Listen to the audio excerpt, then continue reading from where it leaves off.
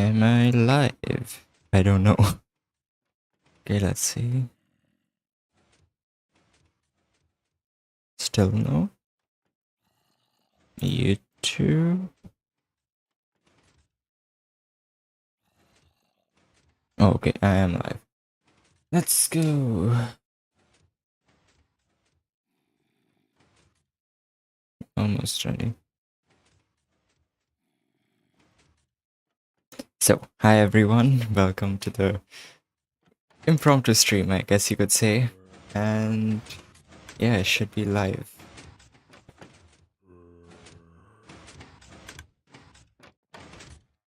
So, hi. Yeah. Grand Salvatore. Okay, so what are we looking at here? This is the NoobTech CMP right now, and this is basically what I'm working on now. New modules for, well, that kind of an iron farm. Basically an upgraded version of my old VUAIF, whatever you would like to call it. So this is basically the major iterations I went to. Again, amazing wiring going on here. And then slowly changed a bit over. I mean, there were more iterations, but I just changed what was already there instead of making a new one. And this is what I have right now, which is actually something I just fixed right now. Before it used to have water like this, but I wanted to like try and use vines somehow. But there was a very weird bug I was running into where every 15 hours or so of this running, one villager would just take fall damage, and then after about 35 hours, it would just die. And I didn't know what was causing it, and I just like it was frustrating for such a long time that I just decided to use water, and that's what I did for those ones over there. So this is actually two different versions of it. This one was for portals. This one I am attempting at doing a single dimension one. And yeah, so that's basically what we're going to be working on today. Finalizing a module like this, and then making the final designs of this. And I actually plan on doing 6 different versions. So as you know, there's a change between 1.18 and 1.19. So that'll already be 2 different versions. And then I want to do a small design like this, and then a larger design similar to this one. So it can be, so this will be roughly 5,000 iron per hour. That'll be roughly 11,000 iron per hour. And with that, you basically have the freedom of picking one for your needs. So it'll be, oh, hi, Uncle, here. So it'll be 2 main versions, so a small one and a big one. One which has a zombie-based scaring, and the other one would have pillager-based. Then there'll also be portals and no portals, so single dimension and double dimension. And yeah, so those are the... Oh yeah, and for 1.18 and 1.19, because the clock timings are different. The 1.19 will be the same as 1.20, yeah. Thanks, Apples. So yeah, I'm gonna be looking at this right now. I think most of you wouldn't have seen it yet, so this is pretty new for those who aren't on Discord. So I've been sharing it there. So essentially it's a flipped version of my old modules. So like over there, the beds were, oh, whoops. Over there, the beds were below, the villagers got launched up, they spawned the golem up there, and then they dropped back down with the instant wires and everything down. Here, it's essentially just flipped upside down. Oh, okay, so Sadron wants estimated rates. It's, okay, I've just said this before, but this mini version over here, you can see, it's currently giving about 5,000 iron per hour, and that's like nearly close to max efficiency. And then there'll be another version of this, just bigger, so it'll be 7 or 6 modules aside, and that'll give similar to the old iron farm, which is about 11k. Yeah. No, it's not Tweakeroo, it's a carpet rule on our CMP. That's I forget what it was. Creative Fly Drag, yeah, that's the one. If you change that, it basically, like, as soon as you stop moving, you just come to a complete stop and you don't drift. It's a carbon mod thing. Yeah, thanks, Samples. Yeah, it is possible to make it down XL, but there's not much of a point. Like, you could just put a sticky piston here and then push them down as soon as this trapdoor opens. Because, I mean, you can take the wire just out of here. But again, there's not really much of a need to. Okay. Yeah. Yeah, so I'm scaffolding wiring, as you can see here. Actually, let me just walk you all through the way it works and just turn off the this thing. Stop. Okay, so I'll walk you through the wiring here. So at the bottom, we have slime launchers, 2 of them actually. So this one will push across and then it'll push up again. Then to this section, it'll again push across, push up. Trapdoor opens and it locks them in place. Now, the way I did this was, I'm actually really proud of this. When this comparator turns off, sticky piston pulls up. The signal goes through this observer down to this piston, pushes the block column down. Observer goes above, well, the block goes above the piston, and the observer fires, which both triggers this ray line as well as triggers this piston, push it back up. So this piston column resets, and the signal then goes down here, across here, so that this repeater quasi-connectivity powers the piston, pushing it across. This powers a little later, so when this piston arrives, the restaurant block is still there, then gets pushed out of the way, and then that depowers. So it pushes up and then depowers, and then roughly the same thing here. It pushes across, depowers later, and then the trapdoor comes here.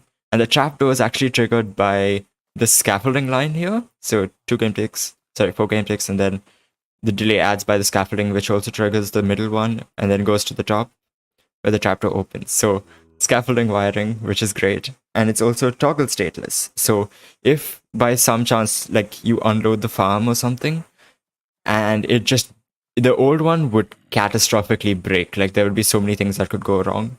Here, as soon as you trigger it again, it will self-fix. It'll just fix itself back to normal.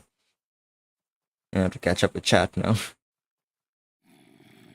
Yeah, it's actually not that expensive as you might think. Like, the old one per cell was 11 observers and things like that. Here it's 1, 2, 3, 4, 5, 6, 7, 8. Yeah, so just 8 observers per module, which isn't really that expensive. And none of these components are all too difficult to get. So yeah.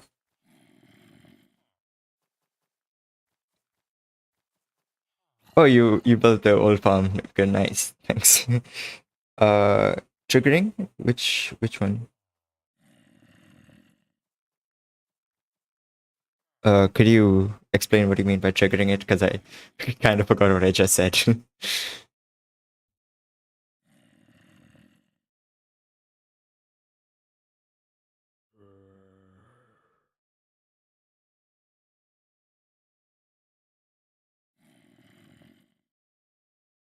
Oh yeah, so whenever a cell gets selected by, like, an item coming into the dropper and this gets pushed down, basically whenever a signal comes into this cell to activate and, like, drop the villagers or launch them back up, that's what I mean by triggering it. So yeah, whenever, if for example the villagers get stuck down there because it triggered while it was, like, in the process of unloading, the next time it gets selected, the only state in this design is the villagers themselves. So the only thing that changes between whether you, like, how do I put this? The only thing that changes is the position of the villagers. Everything else just gets back to its original place. Yeah, you don't have to manually trigger. It would just fix itself eventually. The only thing that might break, like, and you'd have to manually fix, is the dropper line at the top here. Because if this gets out of sync, like if this one is selected and then somehow this one is selected and they're not opposite sides, that can break. Well, it wouldn't break, but it just wouldn't work very well. That you would have to fix manually. But everything else should, in theory, just fix itself.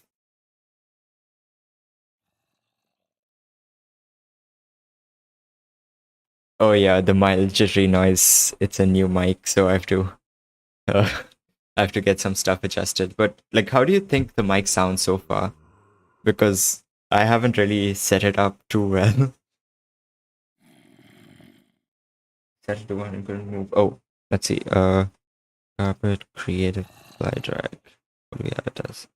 Oh, that's fly speed. I am. Yeah, we have it at one. Uh, but I think we also have creative fly speed as modified. So yeah, ours is 8. I have no clue what the original is.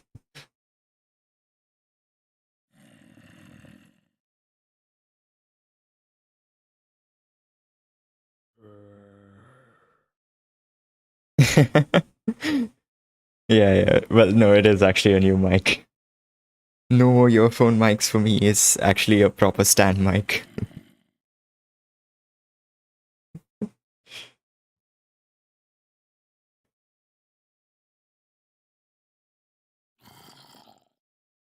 But Occult, if you I am actually using Tweakeroo's fly speed for like on the fly adjustments. So if I do it in a normal world, it does feel a lot different. But yeah, here Score seems to like it, so I just stick with it. I don't bother changing it. So yeah, there was, like I was saying before, there was this weird issue with using vines that every 15 hours it would just damage one villager. And I like something I was working on with those cells over there with the water was that they were getting aligned, like they were just getting collided with and pushed against to this side. And when the trapdoor opened, it opens upwards like that, and they would just hit the top and drop back down.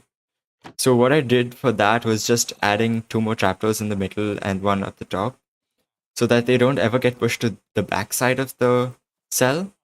And surprisingly, that also seems to fix the vine bug. So now I just finished testing for like 30 hours or the equivalent of 30 hours, and none of them took damage. So I mean that's great. So now that means this technically works in any dimension. So this, if you do a single dimension version, like that one over there, would work in the nether, which is like pretty cool. Why no fence gate here? I actually tried that for the first design.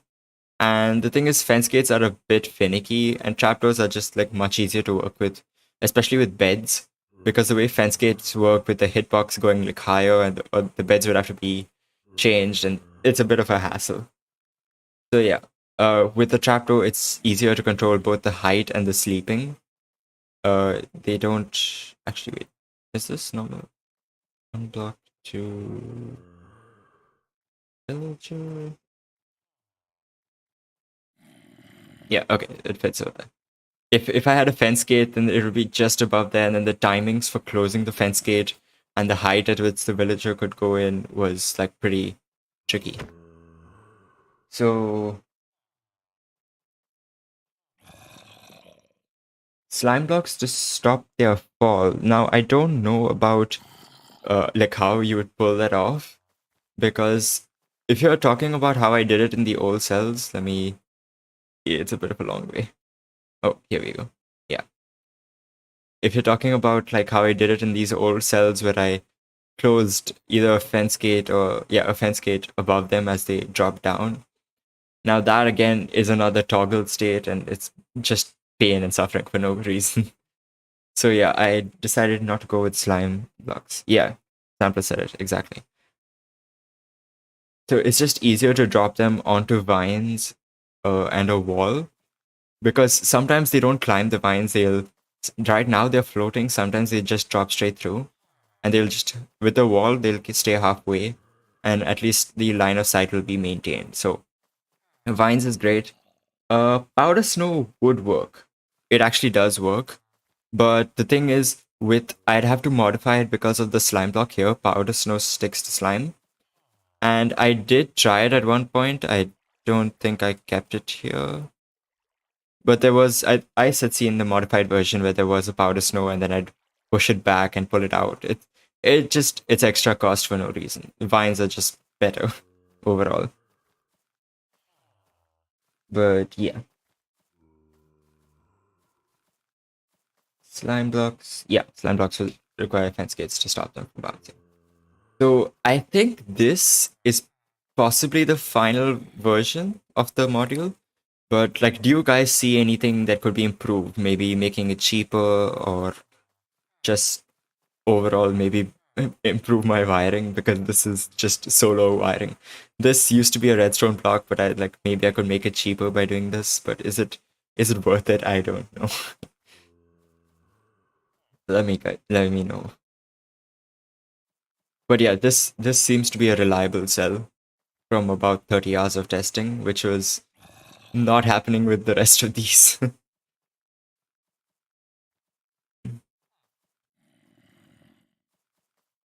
So yeah, this observer is so that when it pushes, uh, when this retracts, it's a bit late for this to pull it back. So what this observer does is two game ticks after it's done. This is done extending. They retract at the same time, roughly. Two game ticks later, this will extend, pulling it back. It's not a toggle state because it just does it after retraction. Would replacing the vines with ladders work? Now I don't think ladders would work. It might actually, but then the thing is, it's a bit risky because ladders, if I'm not mistaken, have a hitbox on the top.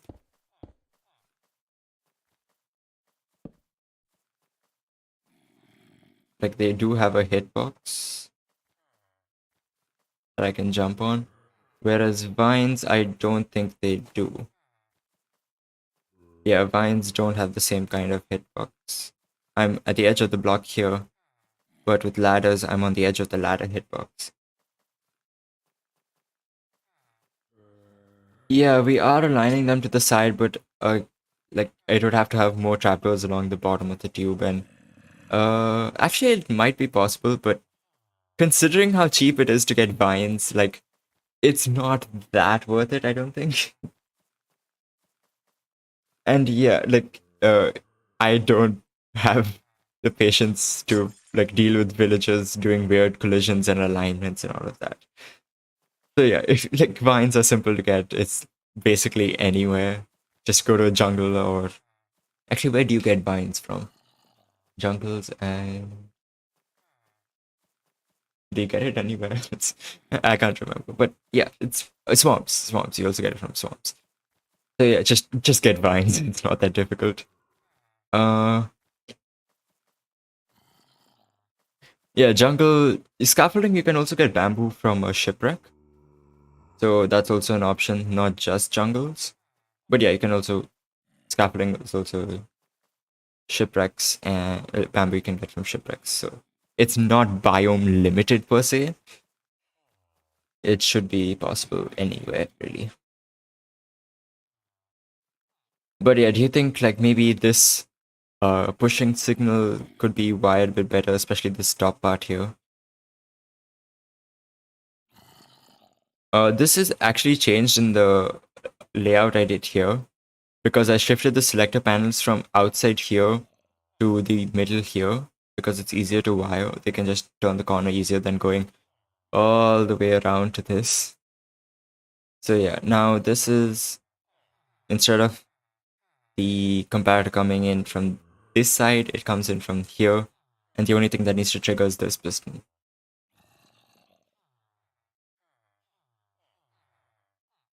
Yeah, I guess when you're at the point you're making an iron farm like this, you would have traveled a lot of biomes.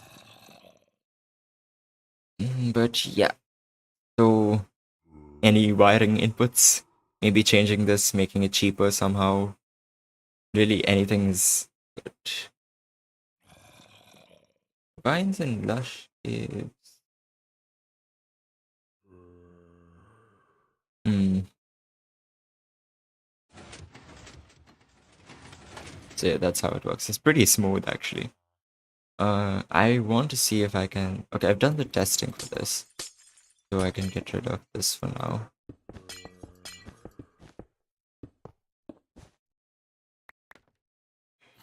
And I will move this over. Actually, this is how it is in the original. So this is where I'd have the dropper line. Around about actually there, and then but that changes. It usually goes clockwise though, so that's how it would be. And compost there. Okay, yeah. So this is how it would trigger. Okay, thanks, Paul. See you. How many people? Oh, 8 people. Okay, nice. So yeah, anyone's like, there's probably glaring wiring optimizations I could do here, especially. I think this is pretty good, kind of. I don't like I. The reason I'm using a redstone block and not like probably something else I could do, I could just run this down lower and keep more blocks here. I don't want to go too low. Again, probably could do something like this, but lower. But yeah, I am lazy. And I like keeping things compact if possible.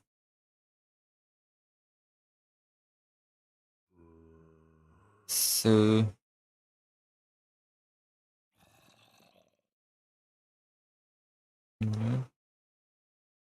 okay, what about if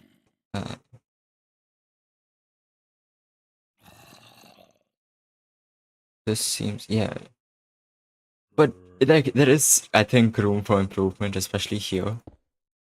Let's see. This needs to trigger. The scaffolding is reading there. What if I? Yeah, this technically can be moved up, down, wherever. But if, for example, I this here. Hmm.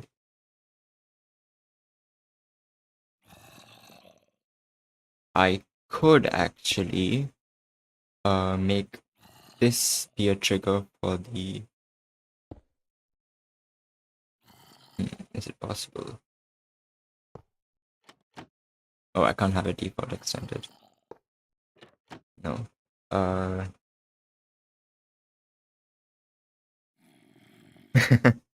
Iron farms before slime farms, yeah. Well, see, the thing is, it would be a better slime, especially if you're doing single dimension. Oh, like over there, that would be a lot of slime, sure. But then again, we have swamp slime farms in the game now, and it's really not that difficult to get slime. So even like manually, you can get a few stacks of slime balls just on one night. Yeah, that is true. It's not exactly the cheapest iron farm to build, but it is the smallest, I think, because right now, even this, as a 5,000 iron per hour farm, or actually it's less, it is like 3.6k. If you see other designs that make 3.2k, they are massive, like literally 8 times the size, if not more. So I think I got a pretty good design for basically everything. And yeah, it is a good flex. But even if it's like not the cheapest iron farm, cutting down on cost here and there isn't like a terrible thing to do. There's nothing like, if you can do it, why not? Basically, yeah, yeah.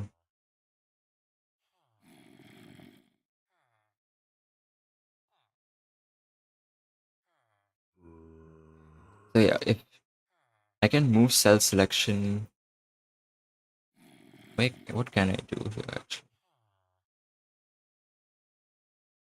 If I hmm,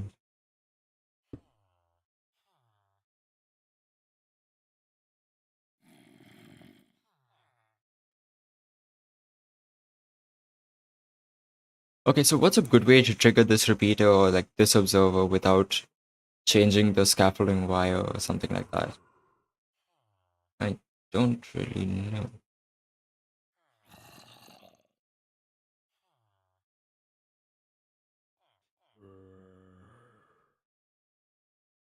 So what's a good way to trigger this repeater?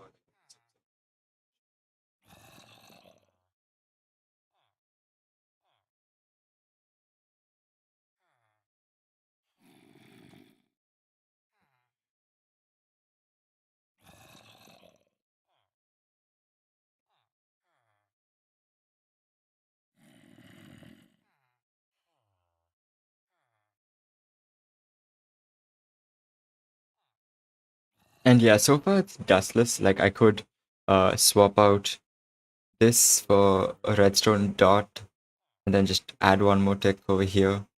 But I I don't know why. I just like doing dustless redstone. I mean, you might say this is dust, but it doesn't change state. There is, however, dust in the clock over here, like this hopper clock. It's actually a hopper timer. It's just to raise and lower this. I could make it dustless. I couldn't be bothered to though. But yeah, it's technically not a dustless farm, but yeah. Like it could be one observer less here if I just remove this and make this a dot and add that. That still works. Like it's just the same, except you get one flashing dust here. Make it dustless. Yeah, I know. That's what I'm thinking.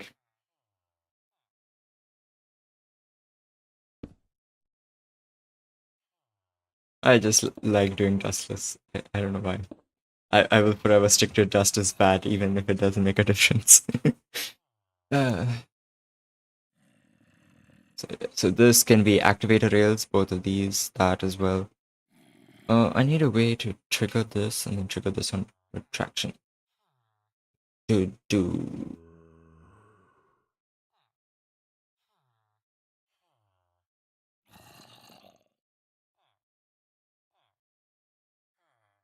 Yeah, that is true. One is like, and I'm not even advertising that it's dustless, so I don't. I just do the single dust. Sue me. Yeah, so that'll be fine.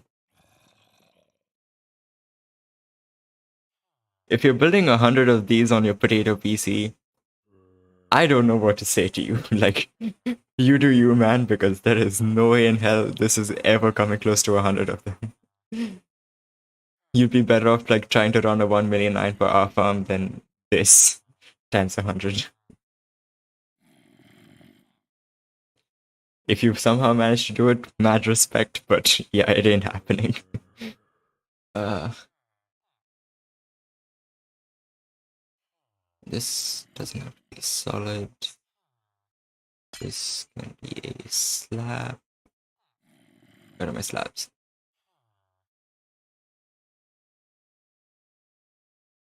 That can be slab, that can be slab. And slab. Actually, this isn't even spawnable. I don't know why I'm spawn proofing it. That doesn't have to be there. Other optimizations. That has to be a leaf. Yeah. Baked potato laptops are not as nice as people think.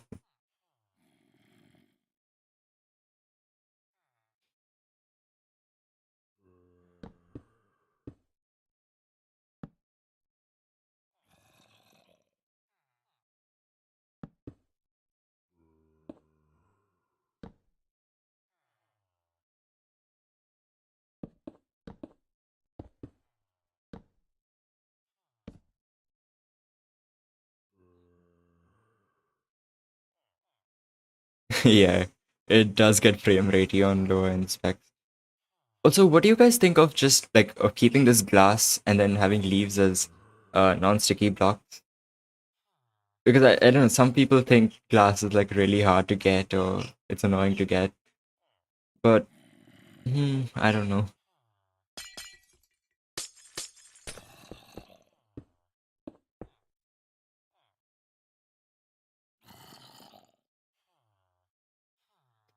Will it work on paper? Well, see, the thing is, I don't really play on paper servers. I know people that do, but and they have like people in the comment section of the videos for these farms said it does work on default paper. So it should, in theory, work the same because it's the same concept. But yeah, I don't think it would not work on paper unless the paper server is heavily modified, because then I have no guarantees whatsoever. Paper is just annoying that way. This can be leaves as well. That's fine. That's fine. Conductive, conductive, conductive. Yep, looks good.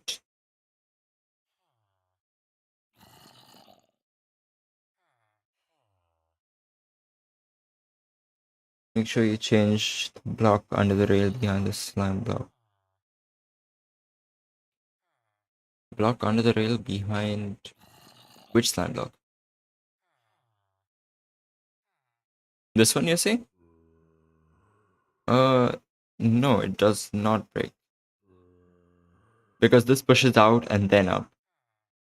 So if I even just keep it like that, nothing happens. It's all good.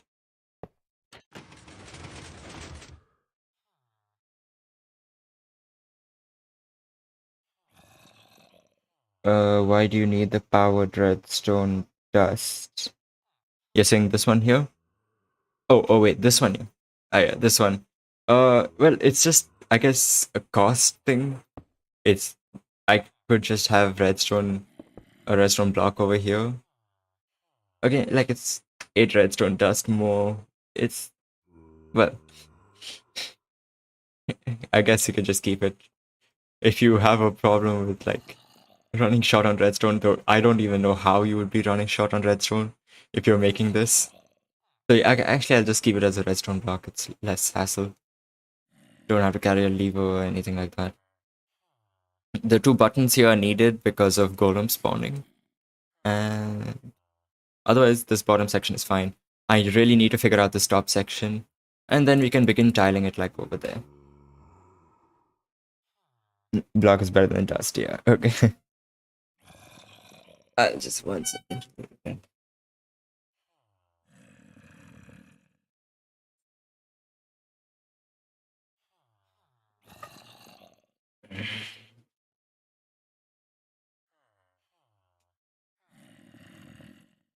Ice is acting like the devil on my shoulders. Dust is good. Yeah. See, how would I?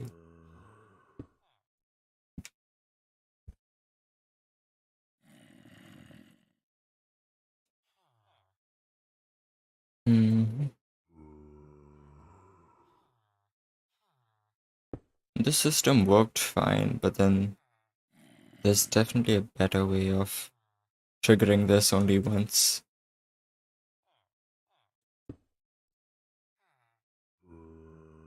Uh,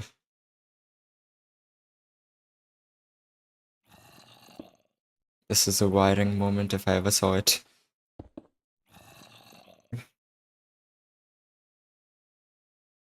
Yeah, block is a bit more survival friendly, I agree. As someone who's built that, oh sorry, that one at least 3 times, I can confirm it's a bit of a pain to build.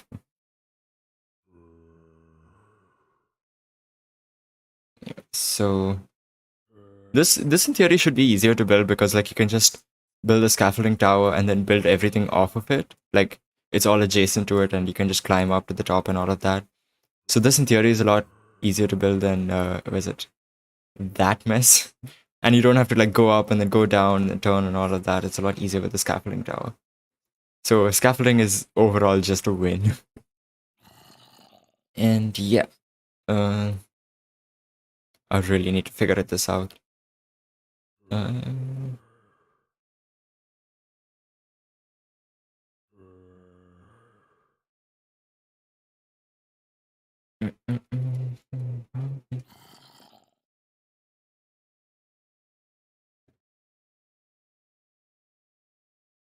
I can't move the repeater to here because then I have to move the beds and it's doesn't really work. The observer does have to be here, so. Oh, you don't have an elytra. Oh, yeah, that sucks for building. But that's why I think you should beat the game first, then build an iron farm. At least a complex iron farm. Simple iron farms are kind of day one. I'm not really trying to fix anything. Like, I've done the fixing with the trapdoors and stuff. This is just iterating on the design so far and like trying to improve the wiring before I fully commit to putting it into a big module and then testing that. Testing I will do off stream because it's yeah, not necessarily simplify the wiring, more optimize it. So the testing I'll do off stream because that takes like hours literally. So, and it'll be on multiple servers. It'll be on this one as well as Madman CMP, which he kindly let me use. Because I'm testing both 1.18, 1.19, and then multiple versions of it.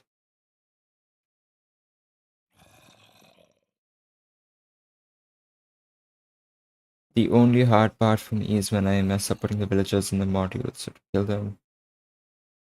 Oh. Oh, wait. Why would...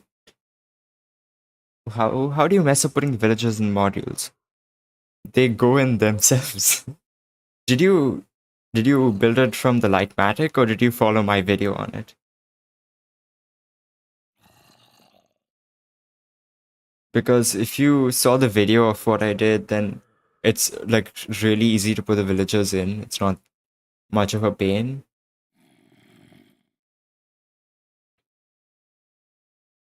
Uh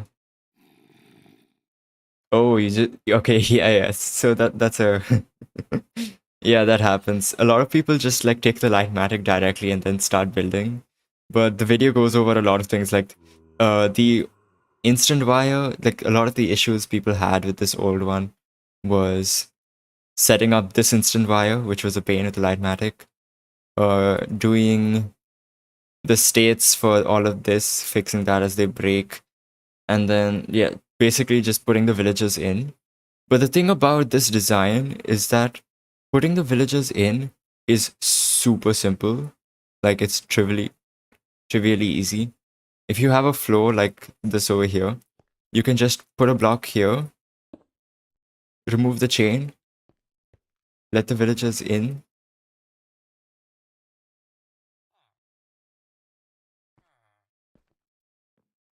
and then put the chain back. Like it's literally that easy. And then remove the block. All the villagers are in. So yeah, there are sometimes benefits to watching the video and not just taking the Lightmatic. But I guess you learn something new every day, so like to suffer sometimes, yeah. Hi, Special Arrow, welcome to the stream. And yeah, so again, back to the top section. I keep getting distracted.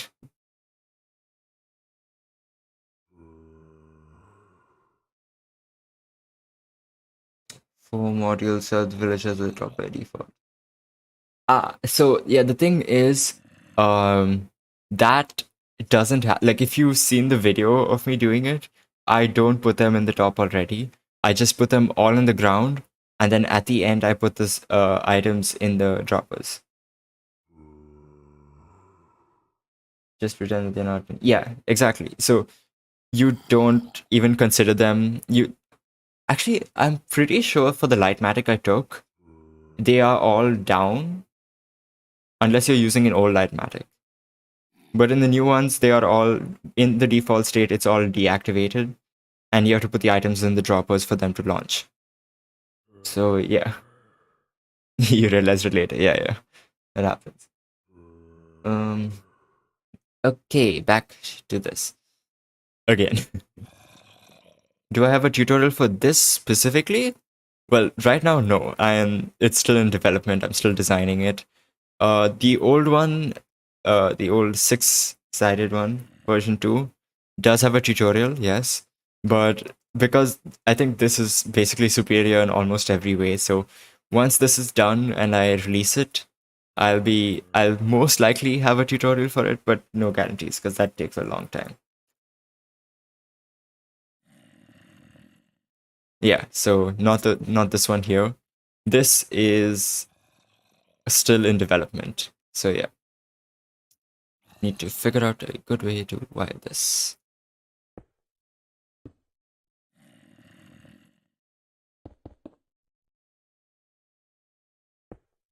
Goldstone does have its benefits. Is there a good way to take a signal off of this only when it's retracting, I wonder? Because Wallstone works, but it works for both extension and retraction. And if I do that, it's... Oh, wait a second. Excuse me. Oh, wait, no, it does. I was about to say, that is the weirdest behavior. Okay, so how do I enjoy the show? Yeah. I was hoping some wiring geniuses might pop in, but I'm not that famous, so yeah, that's not gonna happen. But maybe you can help me out in some other way.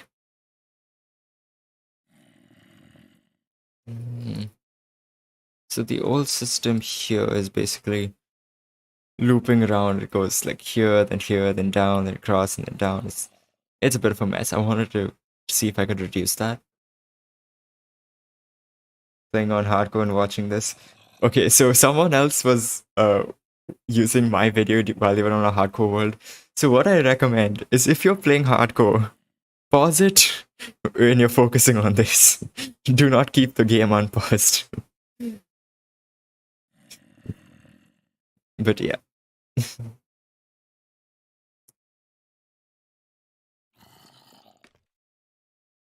uh, so that would extend, that would trigger the trapdoor.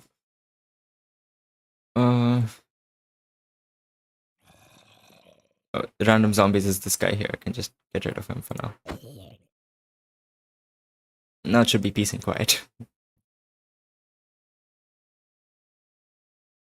I could have actually just turned down the sounds, but yeah. Well, what do I want the wiring? Yeah, the wiring, the bottom part of this is done, basically. I just need a selection system so that when an item comes in through this dropper, it'll open this trapdoor, and then when the item leaves, it will trigger this system here, which is basically the return of everything here. So that selection, and then yeah.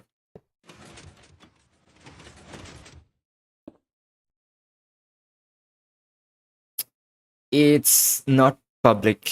No. I have shown videos of it, but there's no like Lightmatic out publicly. Okay, power the piston of the program to pulse. Now the thing is, I don't. I can't keep a 4 game tick pulse with the observer because then this is both. You'd have to detect both on and off. Torch and dust above the block. Now again, I'm trying to avoid redstone torches and redstone dust because of lag. Yeah, you can replicate it in a creative world if you want, but please don't just like copy this and then claim it for yourself. Thanks. So yeah, uh,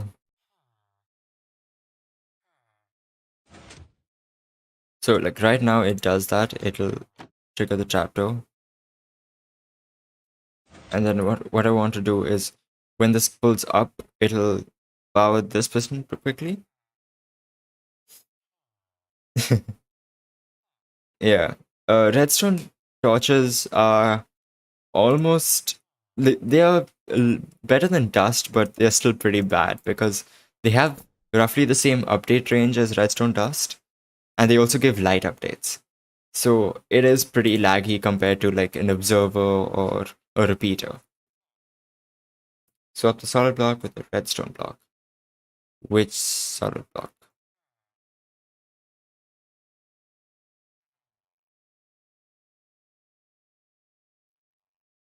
if you mean this solid block, yeah, I don't know how that's supposed to help. Uh, the one behind the repeater, this one, right? Yeah. I don't see how a redstone block would help because one, it can't be powered anymore, and then it also has like there's no way I can integrate the signal from the scaffolding into the trapdoor. So that doesn't really work out in this use case.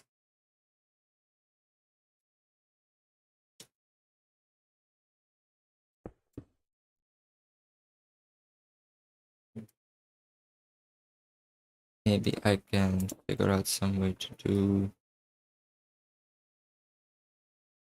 that. So when it's extended, it powers. But the problem is when it retracts, I also need this signal to go through. So I can't do that. If there's a way to change this from being default extended.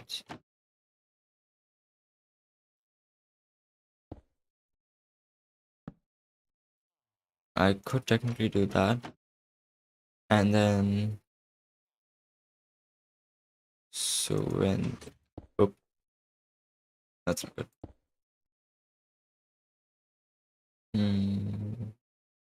Is it worth it? Let's see. When I do that, if I okay. Yeah, okay, no, that doesn't work.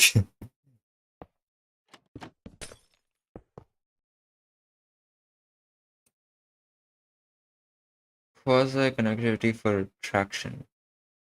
Retraction of what? You always try to put the sticky piston on the side of the observer. Okay, I'm really bad at this. I have no clue what you mean. If you're saying wait. Actually, one thing I can do is move this up because there's nothing that would power this. And then what I can do is with that, and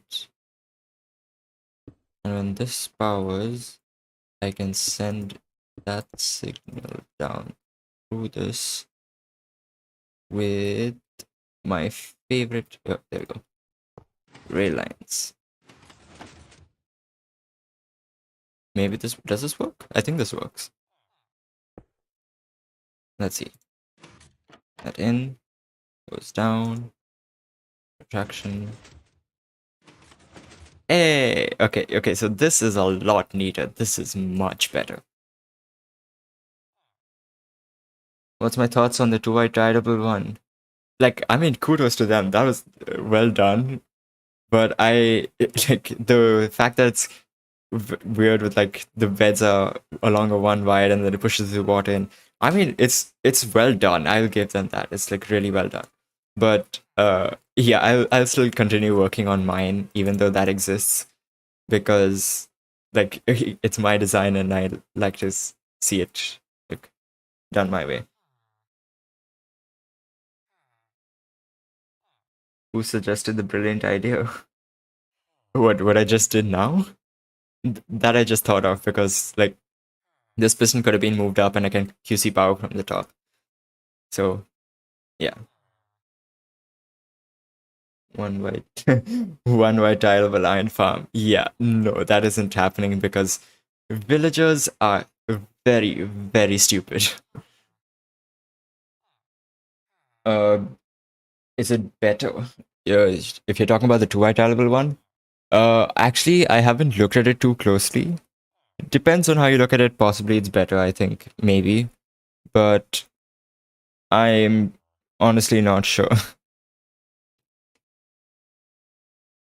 No, one white tileable is literally impossible. There is no way to get around like villager pathfinding messing up and all of that. It is, at least in current versions of Minecraft, very like pretty impossible. A/B tiling. Again, it's highly unlikely. Maybe you could pull it off, but then again, why would you? It's a case of like, is it really worth doing that? Yeah, we don't deserve one ride for now. Yeah, it's really not that worth it. So yeah, I think this might be the final thing. Let's count the observers. 1, 2, 3, 4, 5, 6, 7. 7 observers, not bad, not bad. One right to the tree farm. Yeah. That is an extra meme. Again, back to this dust. I think like okay, so now the top is down. That's actually quite nice. It's pretty good. I have like four rail lines in this. Just 1, 2, 3, 4. All of them can be activated rails, though if you running short on gold. Tick by tick, what's happening? Okay, that's a good idea. Tick freeze and item in the dropper. Okay, I'm gonna pick step 2. You're in early game. Can you build one module of this? Well, now I would not at all recommend this for early game. I do have other designs on my channel. There's that multi-dimension one that works. That's a good early game design. This is definitely not. But okay, yeah, moving back. So 2 game ticks later, the comparator powers, then piston extends, and then you'll find 6 game ticks later. This actually one more tick. Where's it? Where should I power? Oh yeah, one more tick. Repeater powers, trapdoor opens, and then the villagers drop down in about 10 game ticks, if I'm not mistaken. Oh, a little more than 10 game ticks. Yeah. So that's basically it for the activation. So they'll start, drop down, and nothing else happens in the wiring because the only thing that gets triggered is this solid block here into this repeater and the trapdoor. So that's the only thing that happens for extension. And for not extension, for activation. And for deactivation now, what happens is the piston retracts, it will power this block, this rail line will come on in the next 2 game ticks. Okay.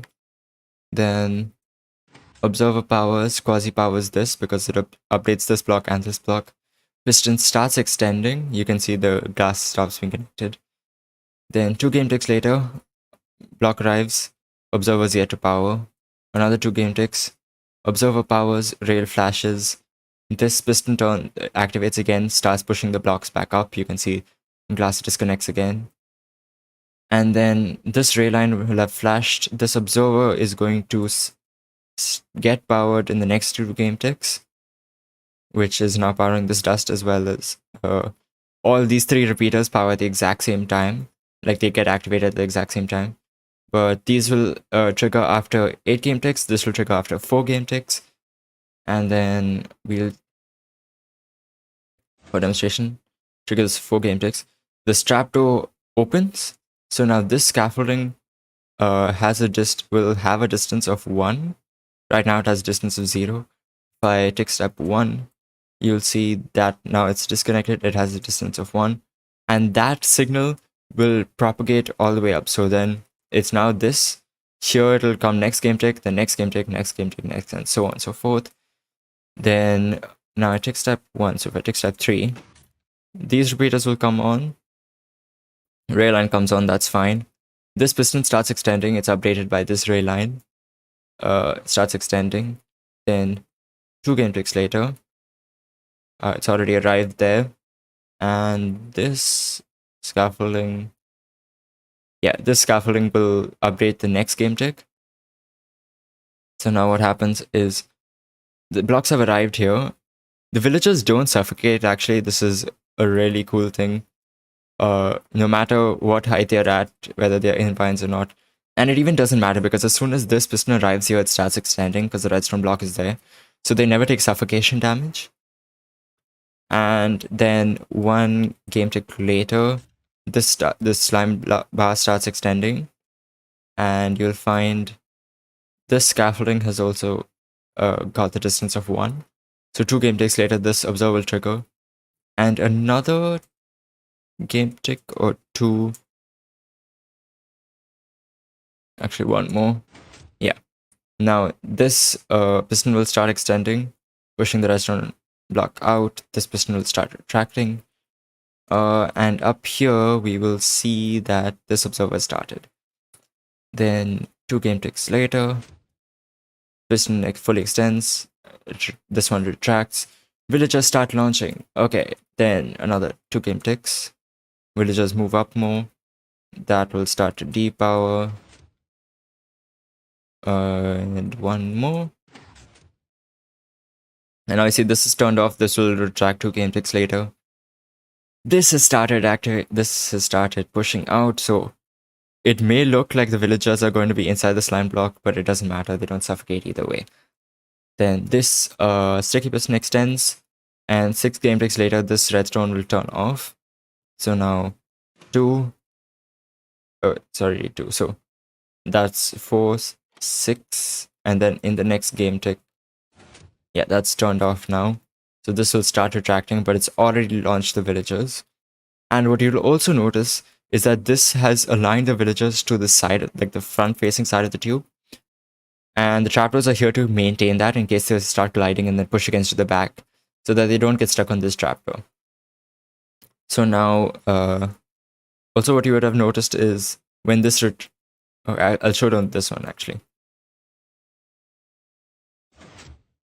Now this will have started retracting, but it will actually miss. It'll keep it here, but this observer is also already triggered 2 game ticks later, and then it'll pull and then retract. So that's fully reset. That's also fully reset. And this trapdoor will have opened by the time the villagers got through, and we have a fully reset mechanism. Yeah, the timings are pretty tight. It has to be for something like this. And let's unfreeze it. Actually, freeze. Sorry, so normally. And let's see it in real time. Drops, smooth. And it's back. And that's it. So I think this is about as good as it gets. If you don't think so, let me know, please. I'm pretty happy with this so far. I mean, it's come a long way from whatever the hell that was. Like, this is some real intellectual wiring. Where's the button? Alright, here. So yeah, come a long way. And the reason this whole system here is just to wake the villagers up before they drop down. And it's easier to see on this. Actually, I can run this farm right now because it's this module, while incomplete, it does work. So I can show you the farm in action. So that's how it runs.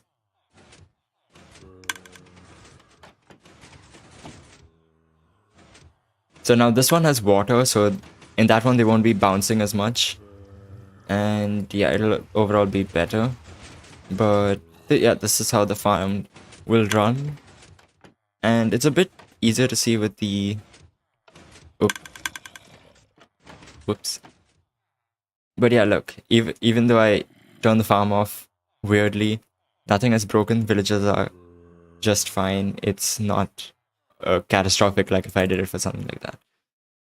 I can show you the single dimension one. It's easier to see what happens. But again, these platforms are prone to changing.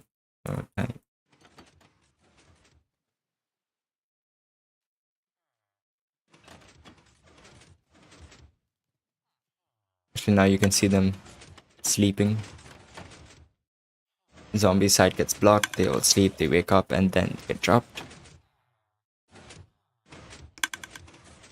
And then dropped. So that's how it runs. And yeah, for this, it's lacking a bit in the spawning spaces.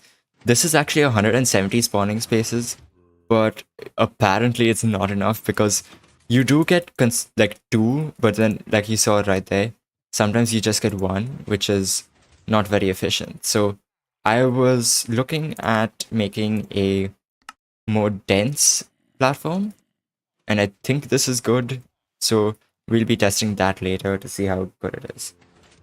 Like this is a density of, I guess, what, 1, 3, 4, 5 by 5. So our 20 out of 25, whatever that is. So 20, 25.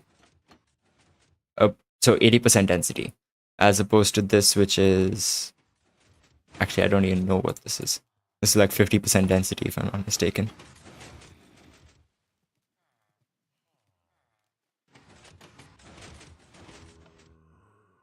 Actually, yeah, what am I doing?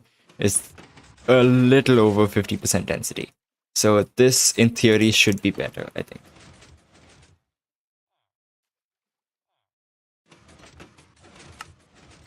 So we'll be looking at that later. But for now, I think this is possibly the perfect cell. I can keep that as a.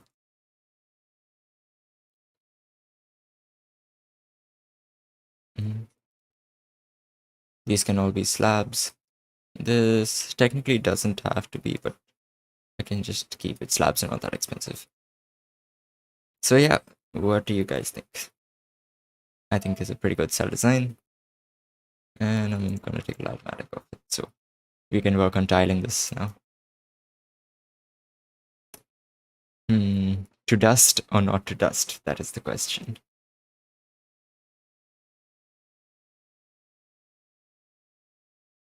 Luring the villagers seems to be harder, yeah. Actually, I don't think so. Like, if you, again, just have a platform at the top here, this might actually somehow be easier. Like, let me try something out. If I kill these fools. If I just remove these two slabs and then spawn 3 villagers. Uh, hmm. Okay, villagers are a lot dumber than I remember. If I remove that one. Still no. Wait, how is he not looking at this one? How dumb are you? A dust unacceptable. Yes, yes. Yeah, actually might just remove the dust. Raise the beds.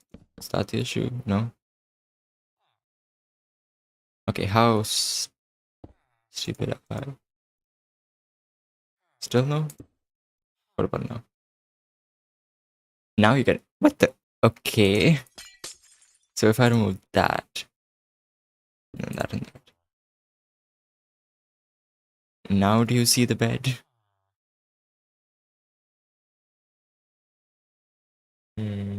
Drop, bro.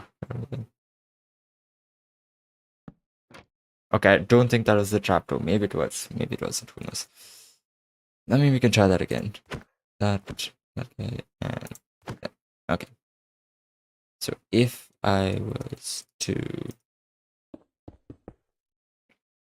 I actually need just like some block here, any kind of block, just so that they don't get up on top of the beds. So that's why they're there. But, and the pillows also have to be next to this so they get up inside the cell. Can't path fan properly over glass. Really? Yeah, I thought they could. Oh, professional. So what you're saying is this, if I have solid block there. What about, no. That guy gets in. What about these bozos? What about now?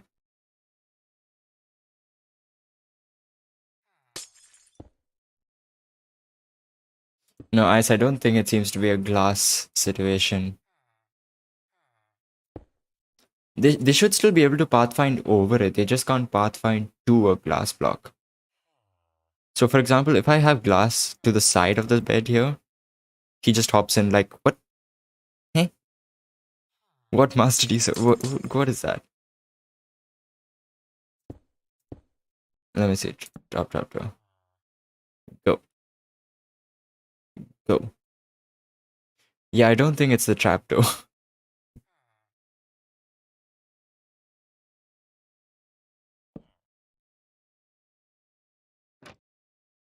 But if I were to... Do you see it now? Are you dumb?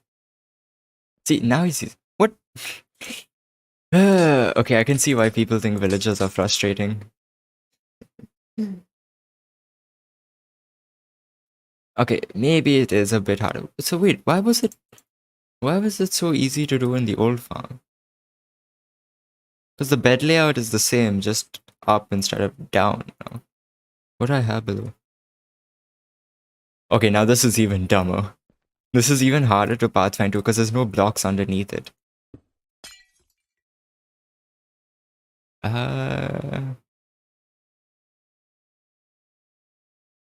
He follows your sleep schedule, yeah.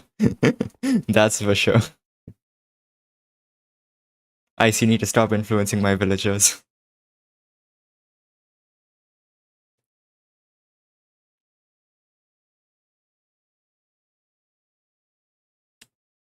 They should be able to, yeah, they should be able to freely walk on the beds. But I don't see why they aren't. Like, if I were to put a block here, it should be able to just pathfind all over this. And if I remove that, that's considered 2 blocks of air. So I remove that and that. And then I plunk an idiot villager. If I plunk 3 idiots here. Okay, now that works. Oh. Hey. Mojang, why do you have to do this to me? What if I do that? Trapdoor roof. Because trapdoors are basically non-existent villagers. If I go 1, 2, 3. Huzzah! Okay. So, it's another case of Mojang wire coding being the bane of my existence. Thank you, Mojang. You're a worker of Mojang. Okay. Try waking them up. Let me enlist the friend of the help of my friend Mr. Zombie here. And I just give you a tap. Oh crap. Huh. Yeah, it's a good thing we checked that, huh? So what if I move these to be bottom trapdoors?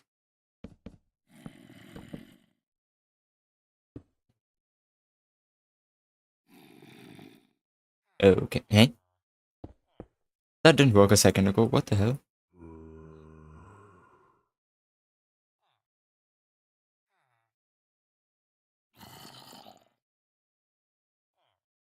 Carpets. The thing about carpets is I'm not sure if it's like, because if you see a carpet hitbox here, for something like this, if I keep the carpet here and the villager is here, the hitbox of a villager at night is super small. Okay. So if I turn on hitboxes, the hitbox is so small that I have to fly inside the head. Okay, look how tiny this thing is. Now the height of that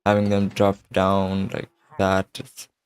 There was an attempt. Okay, you can see I tried, but it's really not that simple to get a good design going, at least.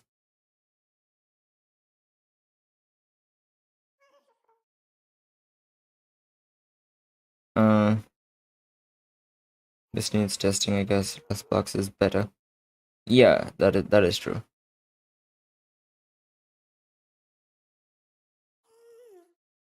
Yeah, you do have a point. It'll happen regardless of whether there are blocks. So yeah, I think we'll stick with the. What is that? Oh, that is. Welcome to the CMP where there's just random mobs everywhere. Oh, wait. Trading hall idea was. I think I should be getting a job. Yeah, consistent. Oh yeah, here's a tip for anyone making a trading hall. If you keep a villager on like a floating block and just have the way they would get out like just a 2 block hole, the only workstation they can get is one directly below them.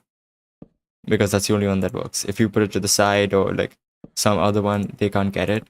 But workstation here works perfectly fine. So that's just a tip. 3 villagers unable to spawn.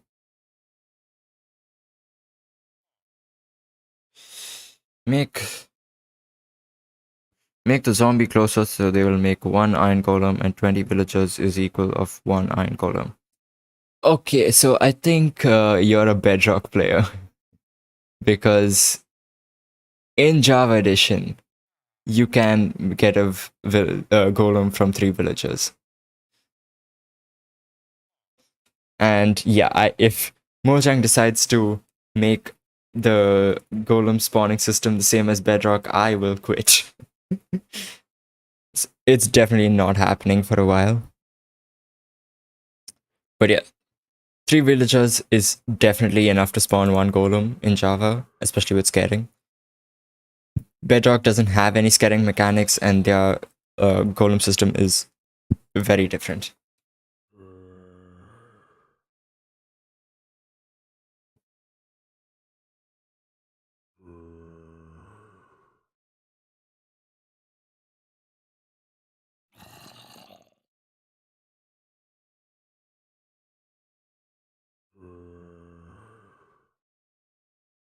Okay, time to take a light back off. This has been bring it off for too long.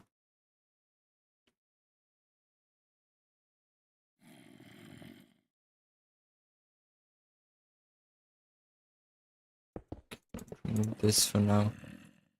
So yeah, this is basically a finished-ish module, I guess you could say. That needs to be there. Okay. And in 1.20 now in Java, 20 villagers will only equal to 1 iron golem. That is... I find that very hard to believe.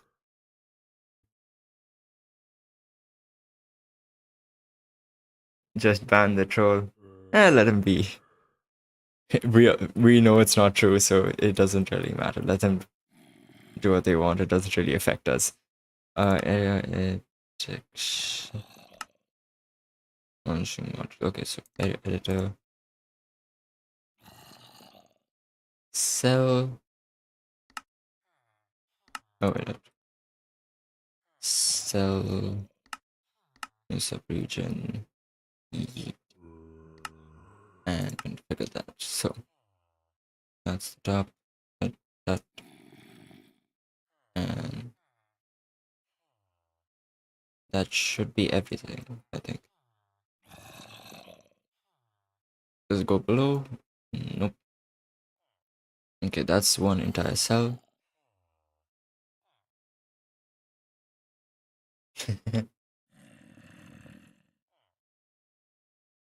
Yeah. Okay. Editor save schematic. 1.2. I'm intentionally not naming them final or like stuff like that. It's just easier to iterate on 1.2 and 1.1, that kind. So I won't ignore entities because in this case, 1.2. Okay, so finally, finished module. That is objective number 1 for what I had planned today. And now I also I can do the tiling and testing of that all later. This was the main thing I wanted to get done. And also I want to see, oh, this is still running. Wow. Oh boy. Okay, yeah, so as you can see, I unloaded it while it was running, and this is very broken at the moment. But the cell selection is still working. So what you will notice is that once it comes down to the next cycle, and these guys get launched up, it'll take a couple of cycles to fix. But those guys got fixed. And if I just take warp 300. So now those guys are down and it's all fixed. So this is what I meant about it, like the stateless wiring, and it fixes itself. The villagers are the only thing that changes. And because it's not a toggle state at the top, everything just fixes itself, which is such a good thing. You cannot imagine how much that improves it. It may seem small, but it's like really good to have. So yeah, now I'm actually going to turn this farm off. There we go. And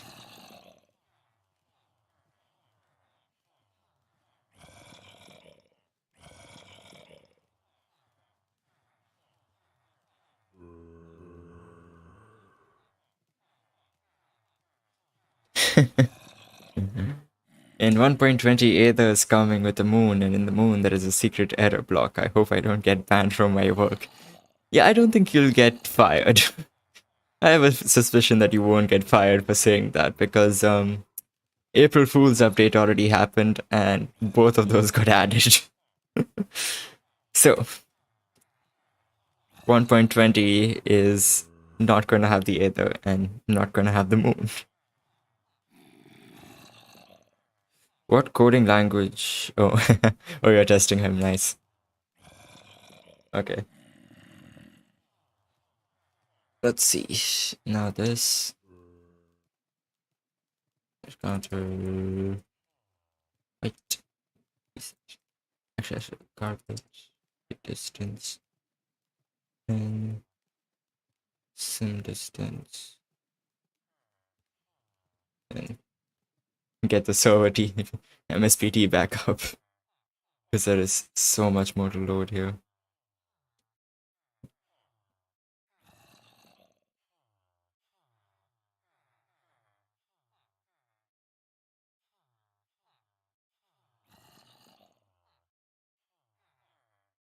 How do you not know what versions the company released if you are supposedly a Mojang employee? You would know that the April Fool's update happened. I don't know, man. You're seeming a little sus right now.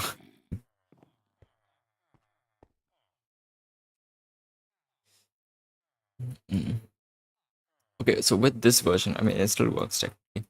Let's see if I can load down Excel.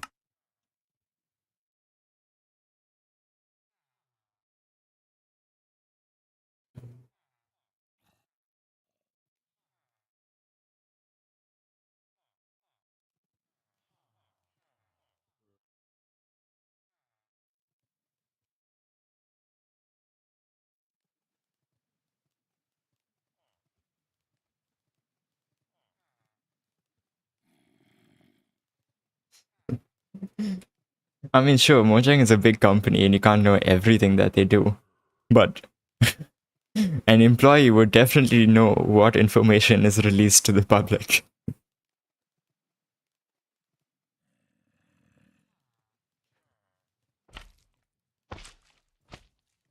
That's one more module.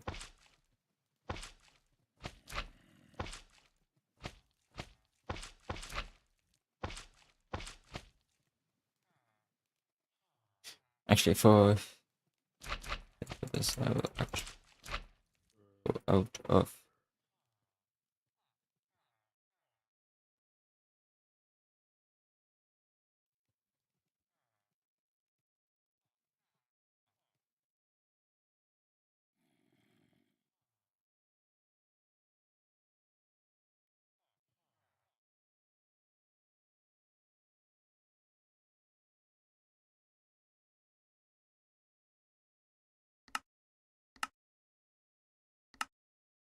What's the size? 9 by 5 by 4. So 9 blocks. 10, 11, 12, 13.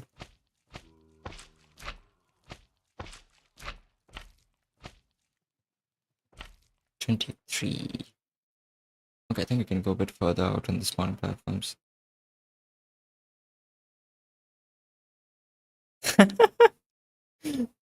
Notch is our boss and he knows everything more than me. Were you an employee back in 2013?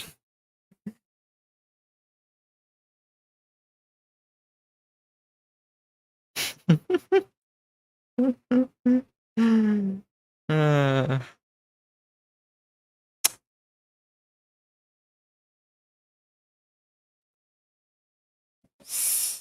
uh, at least this is entertainment. My man's carrying the entertainment of my stream. I'm so boring that he has to do it for me.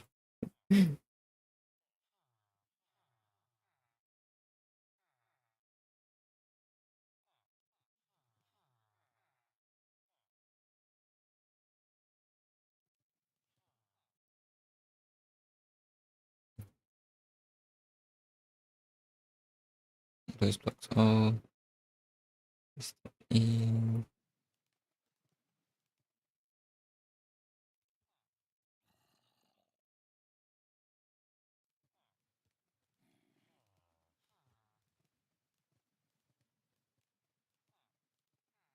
And yeah, okay, so that should be right.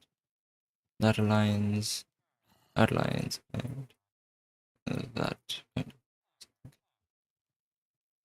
slight overlap. Yeah, whatever. Actually, wait, how much does 3 blocks? Block, actually, let me just shift the whole thing. Sorry. Um,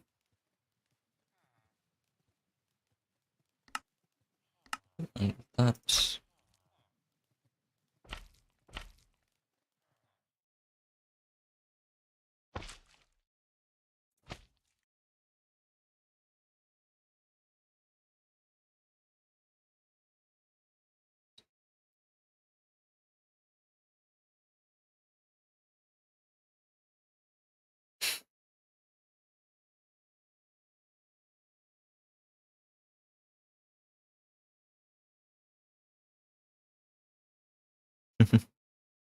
What do I want for 1.20?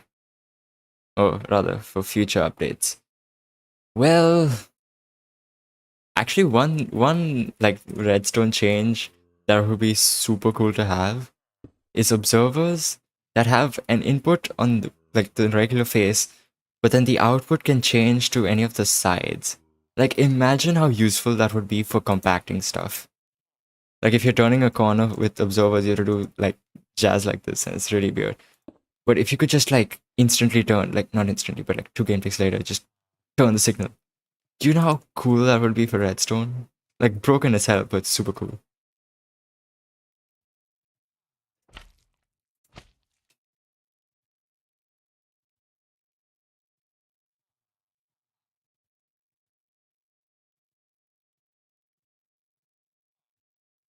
The leaves important for this case?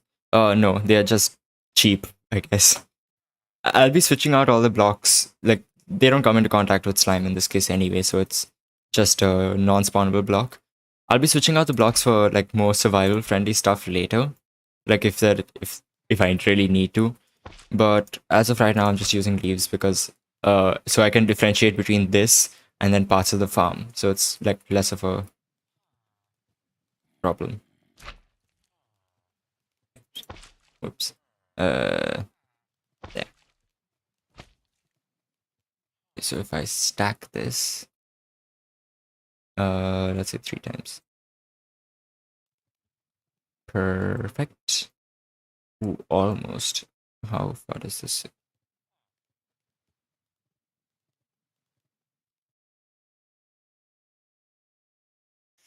That is almost perfect alignment. But okay, so if this extends 2 blocks, if I just put another one of these modules, it's not going to be symmetric, but eh. Or I could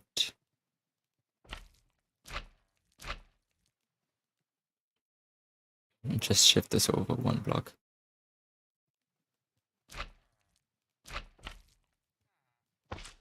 Shit. Okay, that's first. Second position is here, I think. Yeah. If I just scoot this over, and move. Now this is centered. OCD kicks in, I know. Can you use obsidian over here? Oh no, because it has to be non-spawnable. I don't want golem spawning. Oh, that's actually. That's. I should probably cover these. Eat.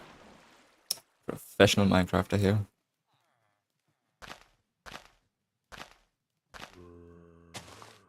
Da-da-da. All of this gets spawned through like so.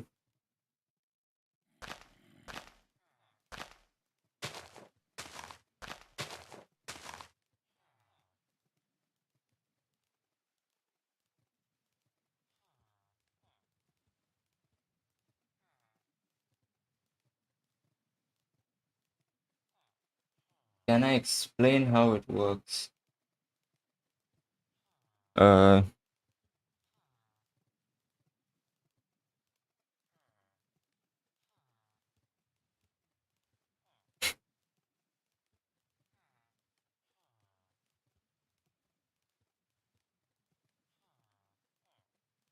hmm. Can I use obsidian for the upper part? If you're talking about this part here, these leaves, or like anything else. So basically what's happening here is the leaves in this case here are just basically the same as glass. They are non-spawnable, and I'm just using them to differentiate them from the glass in this part of the farm. It's not, it can be glass, it can be slabs, it can be anything. It just needs to have a collision and not be spawnable. But other parts in the farm, so like leaves over here, these need to be non-sticky blocks. And I'm just using leaves because they look a bit better than like glazed terracotta or something. It's a lot more open, you can see through it and stuff.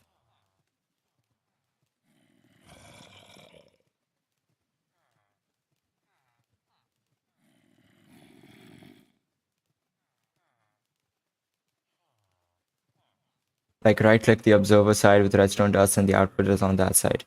Yeah, something like that. I mean, may not have to be redstone dust, but something you can change the direction of the observers would be insanely cool. Like broken, yes, I admit it would be broken, but it would be cool to have. So now let's see.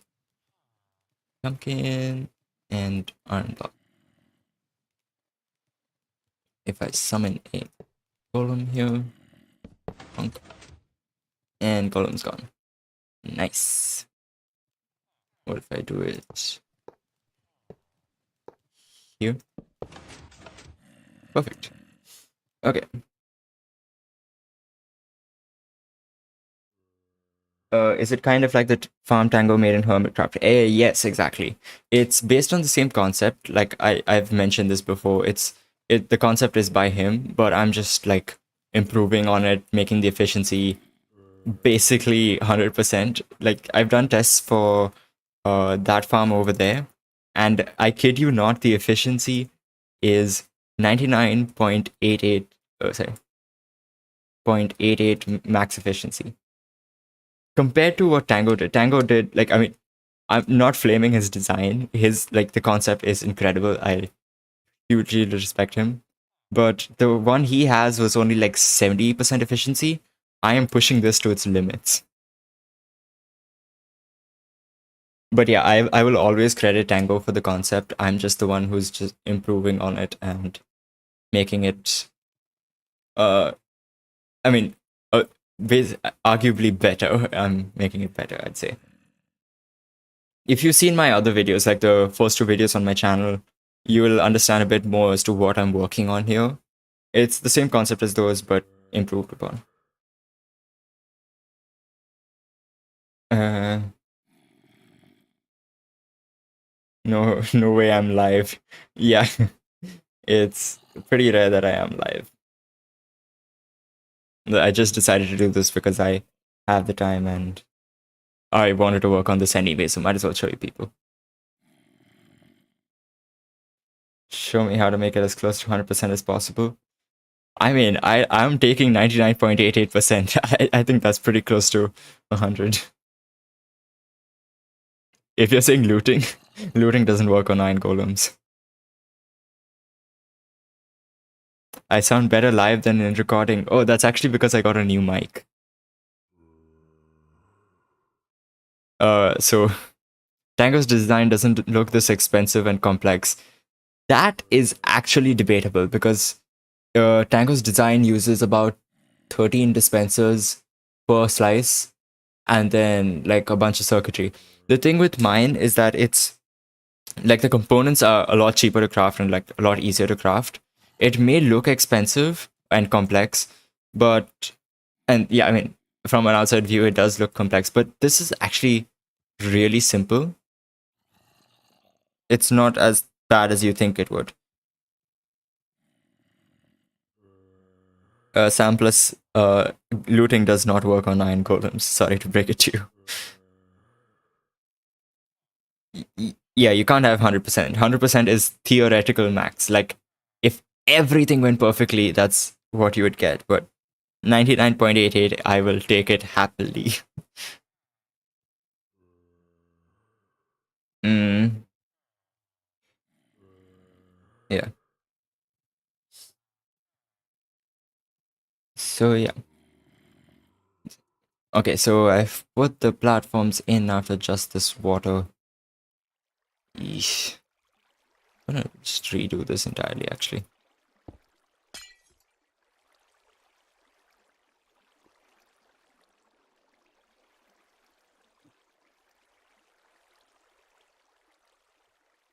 Have I tried levitation based? I don't know about you, man, but that doesn't seem very vanilla to me.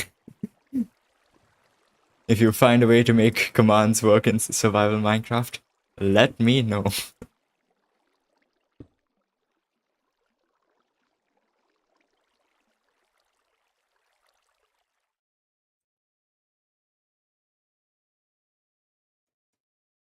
Mhm.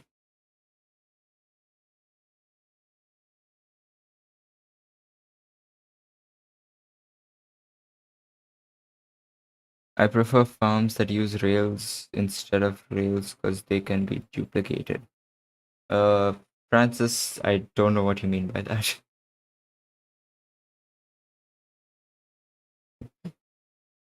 Even if I used like Shulker levitation to move the villagers, do you know, like, I would have to heal all those villagers every single time. That does not seem worth it. Oh, great. Wait, what's the distance for this stuff? Alright, I can just, yeah, tracker, villager, E. Yeah, tracker, toggle box. Reload. Tracker, villager. Iron golem spawning. Okay.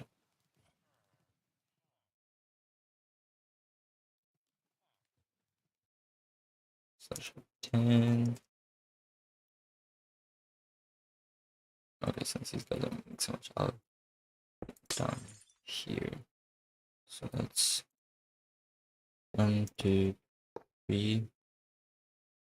But these guys seem to be moving somewhere down. Okay. Boy, you guys are chatting a lot faster than I can keep up. I'm trying to do stuff here. You mean rails instead of redstone? Okay. Uh oh, you want to do Rails. Yeah, I don't think I will reach 100% efficiency before reaching a proper upload schedule. Yeah, yeah, sorry about that. It's just that, well, school and stuff. Uh, introducing the command. Yeah.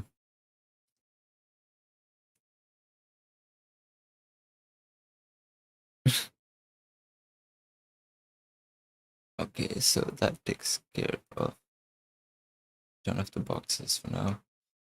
Now I have to find.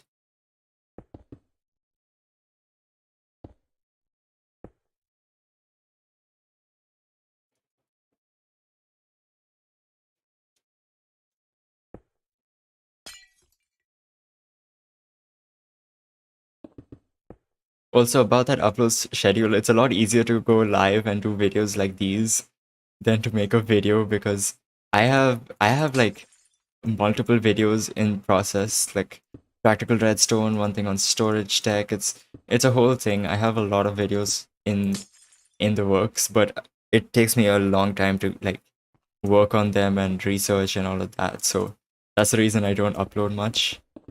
But now, like, I just got this mic 2 days ago, and I love it so far. It's like really nice.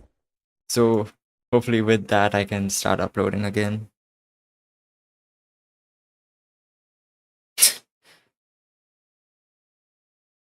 Storage Tech, no, not for PR actually. Storage Tech is a guide to farm storages, which would actually tie in pretty well to this. But yeah, that's a kind of sneak peek into what I'm working on. And that's what you come.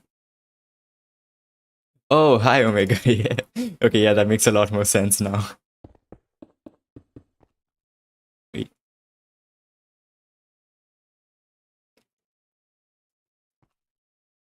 Because you do seem like familiar, but I couldn't. I didn't know anyone by the name of Pixel Wanderer. Hello. Yeah, guide to farm storage has been something I've wanted to do for a while, and I've actually like.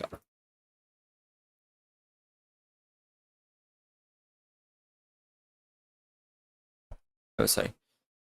Uh, I've actually like reached out to a couple of people, including Dashbum. I don't know if you remember him, like the guy who did the gold farm. So he's actually like helping me structure it and focus on like what's important from a non-technical player perspective because he's like a lot more in tune with that audience. So I am. Oh, that's actually a good question. Are you going to collab with someone if you reach the point of complexity? That is actually like um, quite a coincidence because the next episode of Practical Redstone is actually, or maybe even next two episodes, is going to focus on Cartstone. And I think you can guess who I've decided to collab, like who I've asked to collab with when it comes to Cartstone. So I think you can look forward to that soon. Well, not soon. It's going to be quite a while, but I have. Uh, no, it's not Pando, but no, it's not Inspector Boat either. You all know who it is. You don't have to just start playing with me. But yeah, Talon has ever so kindly accepted to help me with the episode, and he might even feature. But the thing is, he's quite busy as well these days, so that's still left to. Oh, his Nick is still okay. I don't remember that. Yeah, he might still be Inspector Boat in Niptech. I forgot about that. But yeah.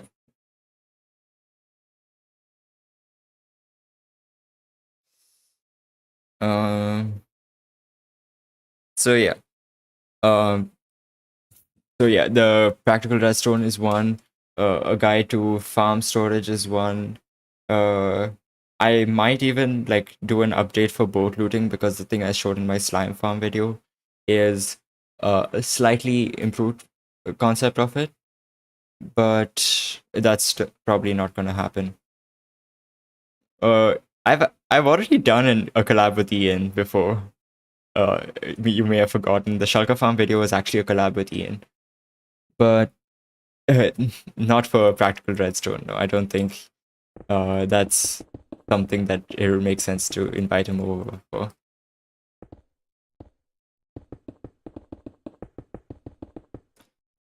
But yeah, I'm looking for people who are more into that side of the tech that I'm discussing or talking about. Yeah. Oops.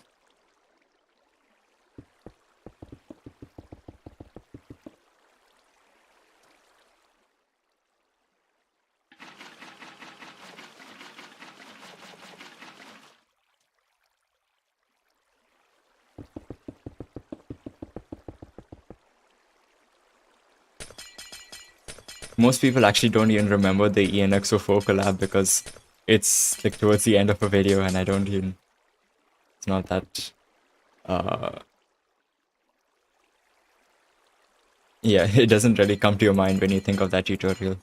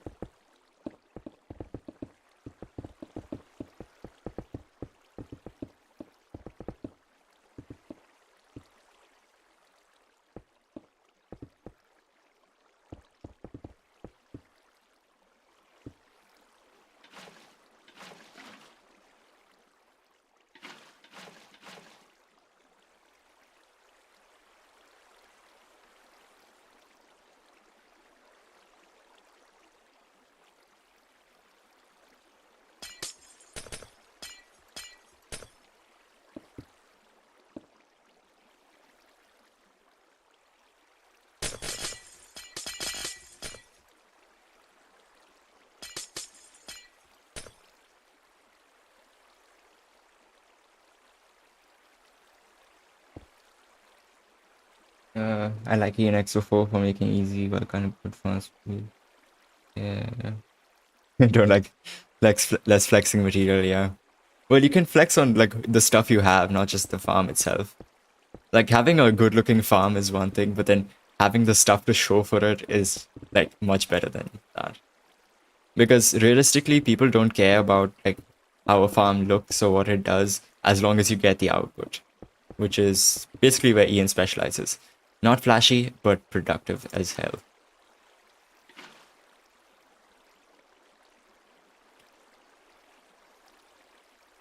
Who inspired me to choose the path of technical Minecraft? Oh, I was not expecting to get questions like these.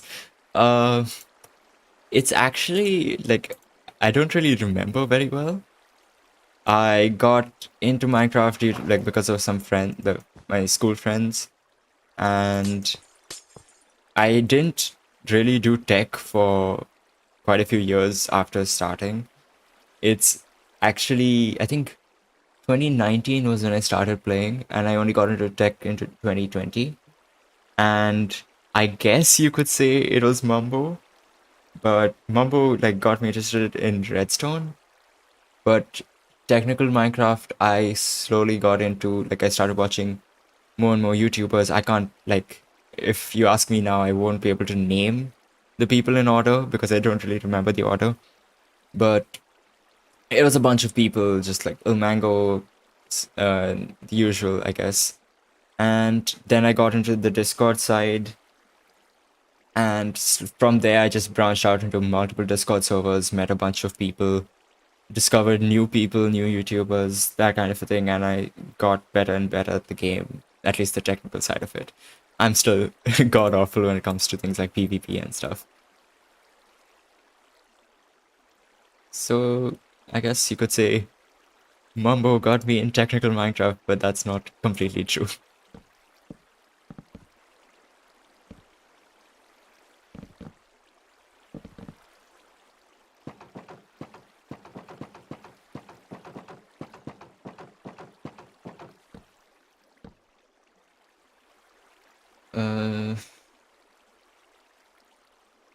Just grind for more hours to match.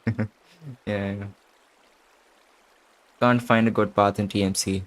Yeah, that is understandable. It is not the smoothest uh place to get into. But I will say, like, try and get into as many Discord communities as you can, because by far the best, like, place to learn stuff from is, or rather, the best source of new information is just other people. If you're, I don't have command set up. The Discord link is in the description. But yeah, if you want to learn, just head over to our server. NoobTech is, I I would say, like, a really nice place to get to know, like, people who would help you. Ian server is also another one. Ian server, people are great over there. And yeah, it's basically find a nice community and then you can grow so much from there. Logical Geek Boys server used to be nice, but then it's not very active and neither is Logic that much. So it used to, like, when I started out, Logic server was great. It helped me a lot, but right now it's not exactly the epitome of let's activity, let's say.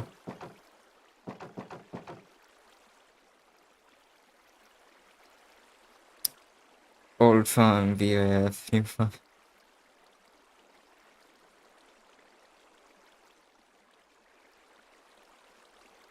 I plan on making a slime farm. Do you have any tips for me? Well, first of all, it's not my slime farm, it's Saint Dragon's. And yes, I'm going to correct you about the credit because we value credit in this community. Do I have any tips? I don't think there's anything different from what I've already done in the video.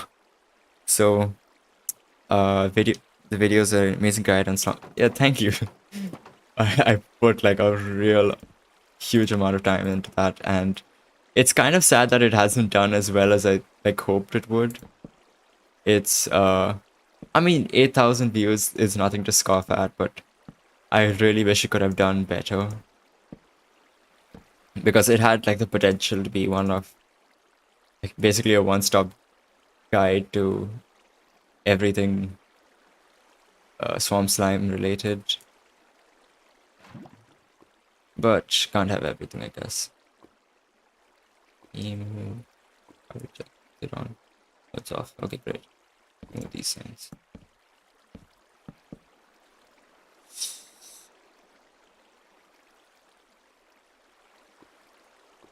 Oh yeah, Logic was also a nice one. I don't remember when I started watching Logic. I don't think it was too early on because his content wasn't really something I liked at the time. But yeah, I did start watching Logic later, and yeah, he's a good one, a good channel. So, like, channels to learn mechanics, obviously, Ian, Logic, definitely Nembon, uh, Strom, I guess, but I have a kind of personal thing against him, but that's not really relevant. Uh,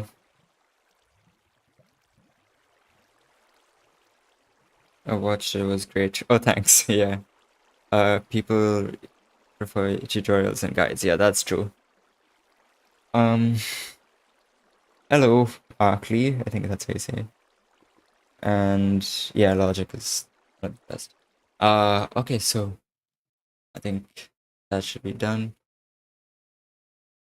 Is not done. Okay, let's turn this on. Again, this is the old one, but the functionality is the same. Okay, that's two. Thanks for the board loading video for 116. Yeah, man, no problem. Um, ever since you released that video about slime farms, you know. Oh, thanks, man. That really helps me out. Um, there's a Nash in the chat. Yeah, Nash seems to be a pretty common name, I think. We know Nash from Ian's Discord server. There's a lot of. You're the oh, you're also the one from Ian's. Okay, that's nice. That's cool.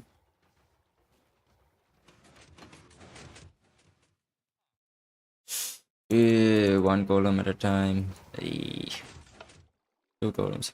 Okay, this seems to be better efficiency, but I guess I'll have to test that. Somehow this is the first. How have you not heard the name Nash before? Like, seriously, man, how?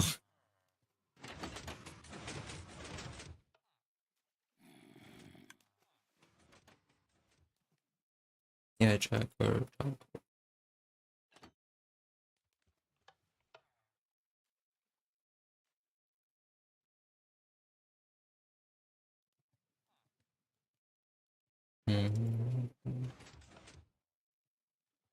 Should be in range.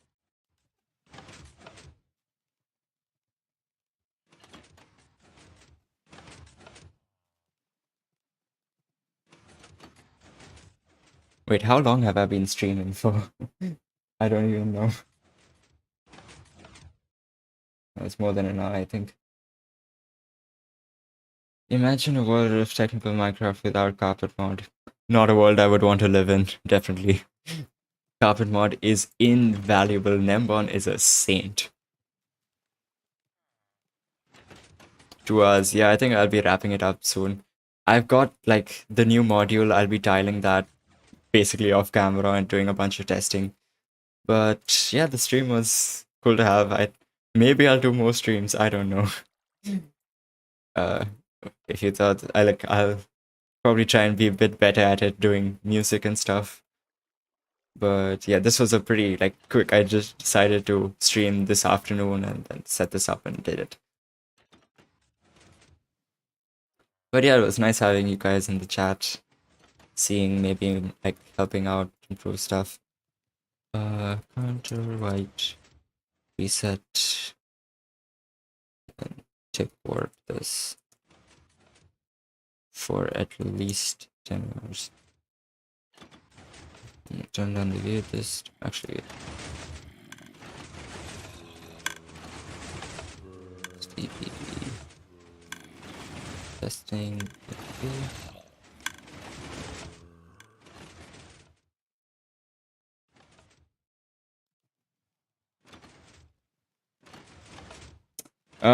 If you already have started building the old iron farm, like don't tear it down. It still works. This is just like going to be a future better one to build.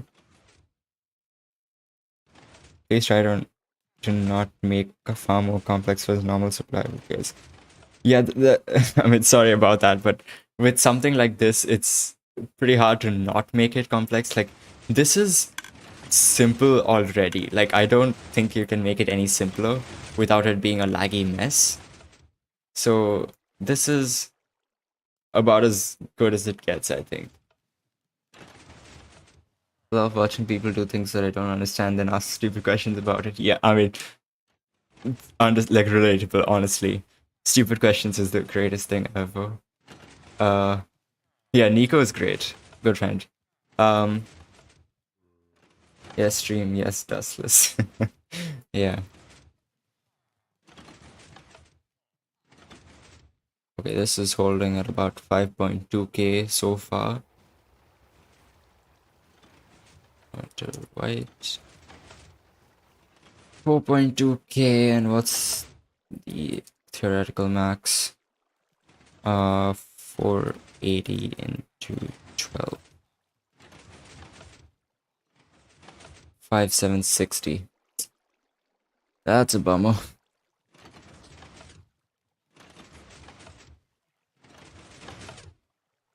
So let's say 4 to 90. 5760. 100.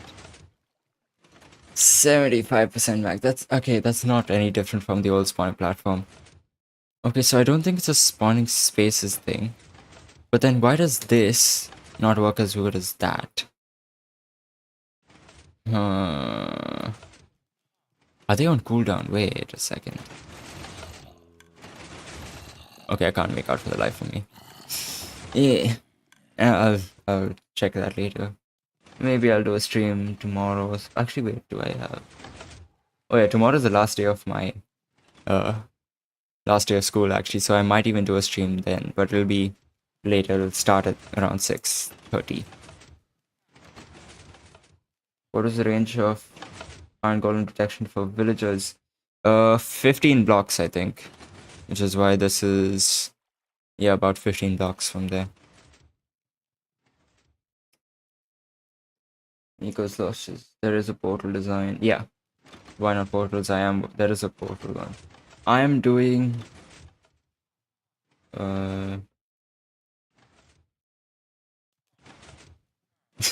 maybe in forever. Okay, no need to roast me that much, Sampless. But yeah, so there are multiple versions that I'm planning on doing. Right now I'm just like working on seeing how to improve them.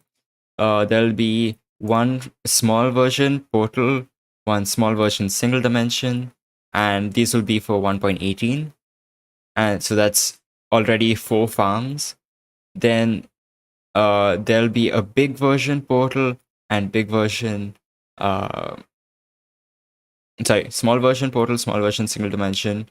For 1.18, that's 2 farms. And then in then there'll be a big version, portals and a single dimension of which will also be 1.18, and then there'll be 1.19 versions of them. So that's a total of well, yeah, 4 different farms. And then on 2 different versions. So I'm looking at 8 releases. Like basically 8 separate farms depending on the version or your preferences. So it's gonna be a busy time for me. There's gonna be a lot of stuff to do. But yeah, I'll see when I can make a video on it. These farms would only work the 18 versions. This basically would only work after 1.16.2. So 1.12, 1.14, it won't work because then they have workstations and all that. It's only after 1.16.2. Placing villagers in iron farms is the most pain in the ass. Yeah, it's easier to do. Like, it's not as difficult to do these as some of the more widespread like farms. It's actually pretty simple. We were looking at this before. Do you mean sending villagers to the Nether? I know a guy that's actually doing that. David, he's doing that.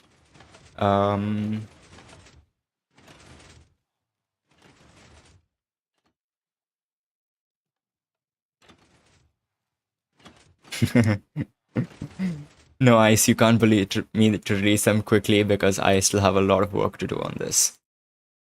You can try, it won't work. Okay, so how does sending the villager to the Nether help?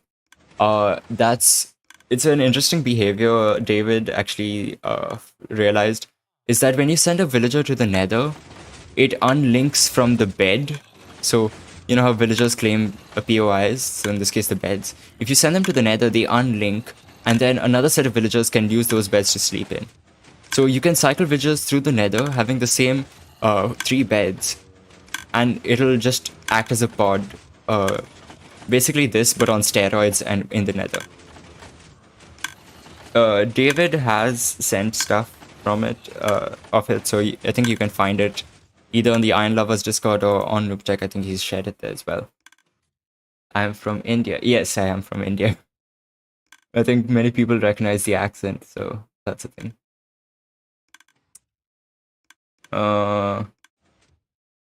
Same bed, but more villagers. Yes, exactly.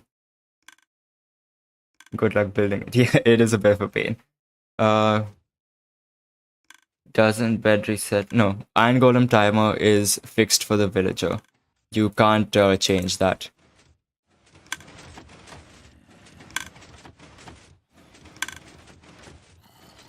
Yeah, exactly, Sampless.